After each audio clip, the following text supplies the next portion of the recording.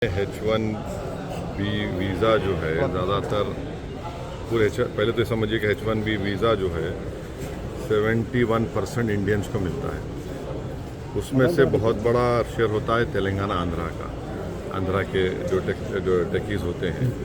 और इस बात का ख़ास ख्याल रखिए कि जो भारत को करीब 125 बिलियन डॉलर का रेमिटेंस होता है।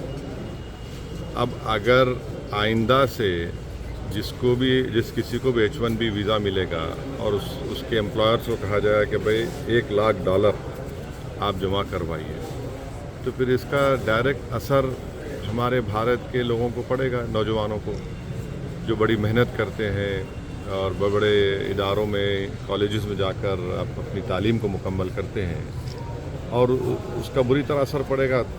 मेरी शिकायत ट्रम्प से तो है, मगर सबसे ज़्यादा शिकायत मेरे देश के प्रधानमंत्री से है। आपने अहमदाबाद में इतना बड़ा मीटिंग की, स्टेडियम में मीटिंग की, हाउडी मोडी किया आपने, ये क्या फ़ायदा हुआ बताइए? और हम लोग क्या कर रहे हैं?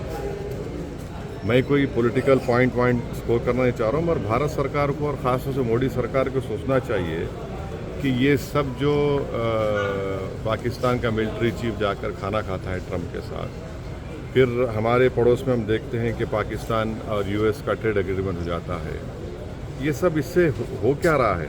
और फिर ये अगर इस पर हम कंट्रोल नहीं करेंगे तो फिर नुकसान हमारे इन बच्चों का होगा।